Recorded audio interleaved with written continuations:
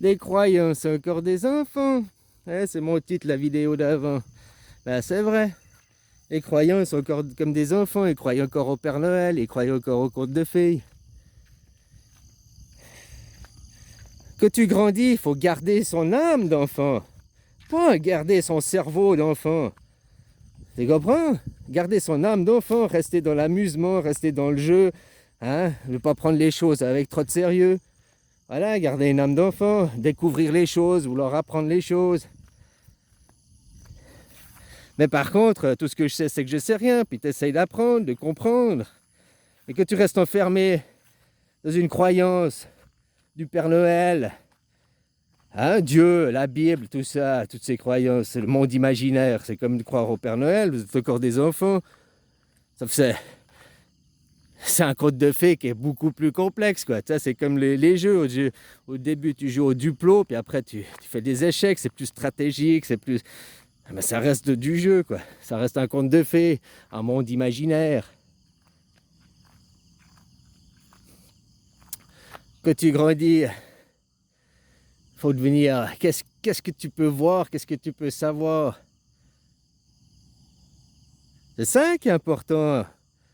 Vous êtes comme des enfants dirigés par un monde imaginaire. Et tout ça, ça vous justifie derrière de faire des guerres. Derrière, ça justifie de la misère. De voir des gens qui sont dans la misère à côté de chez soi, et leur tourner le dos, leur dire « Mais t'as qu'à travailler. Oh, c'est ta faute. Moi, je suis rien pour toi. » Les religions, la base de la religion, c'est la charité. Les attitudes, la mentalité des gens, on voit qu'ils sont vachement dans la charité, ils sont vachement dans le partage. T'as qu'à voir même que tu essayes de... Tu parles de partage des richesses. Ils sont tous à dire « Non, il faut le capitalisme. Non, il n'y a pas besoin de partage des richesses. » Mais le capitalisme va avec les lois du Premier Testament, vengeance et colère. Le partage de richesses va avec le Deuxième Testament.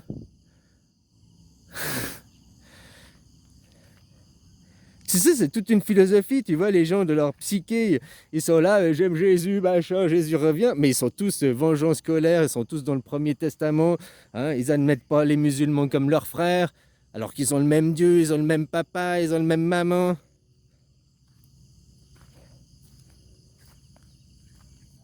C'est comme des enfants, quoi.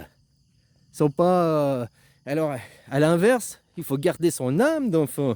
Mais devenir un adulte, de qu'est-ce que tu peux concrètement vérifier, savoir et sortir du monde imaginaire, sortir des superstitions, sortir des suppositions.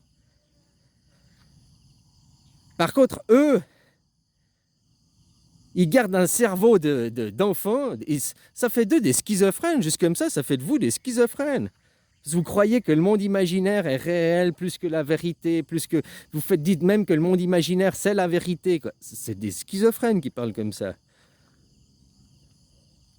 D'ailleurs, les livres saints ont été écrits par des schizophrènes. C'est les livres saints sacrés, écrits par des schizophrènes. Ouais. La schizophrénie, c'est la sainteté, quoi. C'est l'épreuve. Moïse, il a écrit de la main de Dieu, dicté par Dieu sur la montagne. Dicté par Dieu, donc Dieu, c'est quelqu'un qui existe, qui est vivant, c'est un être que tu peux toucher, qui lui a dicté. Non, c'est quelqu'un d'imaginaire qui n'existe pas. Là, il faudrait poser la question à Moïse, parce que dans la croyance populaire, il a causé à Dieu sur la montagne, c'est quelqu'un qui n'existe pas. Donc ça fait de lui un schizophrène. Maintenant, s'il a causé là-haut sur la montagne à quelqu'un qui était là physiquement, alors non, il n'est pas schizophrène. Et puis, donc ça veut dire que Dieu existe physiquement. Alors est-il schizophrène ou alors Dieu existe physiquement? La même chose pour Mohamed. Mohamed, il a aussi écrit le Coran dicté de la main de Dieu. Donc ça fait de lui un schizophrène. Ou alors ça veut dire qu'il était le nègre à quelqu'un. Nègre pas au sens de couleur, nègre au sens de celui qui écrit pour les autres. Parce qu'il y a beaucoup de gens qui se disent écrivains et c'est pas eux qui écrivent leurs livres. Eux, ils sont là, ils ont des idées, puis derrière, c'est des gens qui écrivent, qui remettent au joli, des secrétaires ou j'en sais rien, quoi.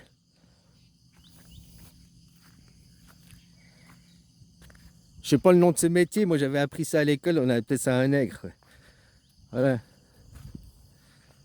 Celui qui remet au propre derrière, qui fait tout bien. Au fait, c'est l'autre, il a l'idée, et puis celui qui a écrit, qui refait tout. Hein c'est qui a fait le travail en réalité? Celui qui a eu l'idée. T'as vu, c'est moi qui ai l'idée, c'est moi qui mérite tout. Oh, t'as eu l'idée, mais si t'avais pas eu mes mains pour faire et tout, ton idée, tu serais resté rien du tout, quoi. Mais tu vois, le mérite, il est aux deux. Ah, mais non, le mérite, il est qu'à moi, j'ai eu l'idée. Est-ce que je crois au Dieu imaginaire? Hein? Alors voilà, vous êtes comme des enfants, juste à éduquer, à reprendre votre instruction. Vous allez retourner sur les bancs de l'école. Hein? Parce qu'un monde en guerre, c'est un monde qui n'évolue pas. Ah oui, il évolue pour trouver des nouveaux trucs de guerre, missiles, des nouvelles armes. T'as vu, en cas de guerre, tout d'un coup, paf, on arrive à débloquer plein d'argent, plein de budget, quoi. Hein?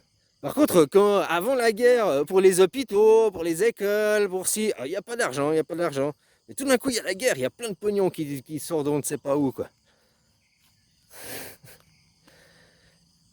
Eh, c'est quand même comique, hein, cette équipe, quoi, franchement.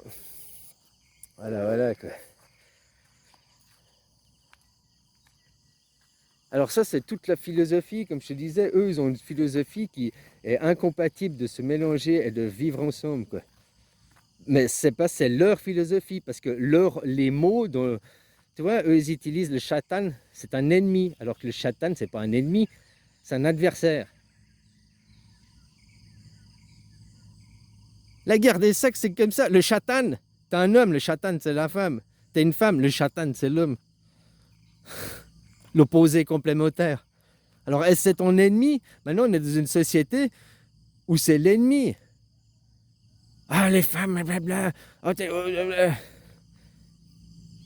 où on n'essaye pas de se mélanger et de vivre ensemble, on essaye de nouveau de créer le sexisme indirectement, quoi.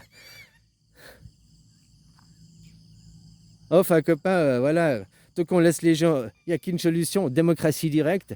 Il y a des gens, ils se disent, je suis vachement intelligent, comme par exemple, si je prends Idriss Aberkane, il se dit, ouais, je suis monstre intelligent. Ouais, il est intelligent à un certain niveau. Mais par contre, dans ses discours, alors je ne parle pas personnellement, je ne le connais pas, mais dans ses discours, je ne l'entends jamais parler de, il faut qu'on aille pour une démocratie directe. Hein. Lui, il soulève des points du gouvernement, mais jamais il parle de démocratie directe, ou jamais il veut remettre en question la religion, le conte de fées.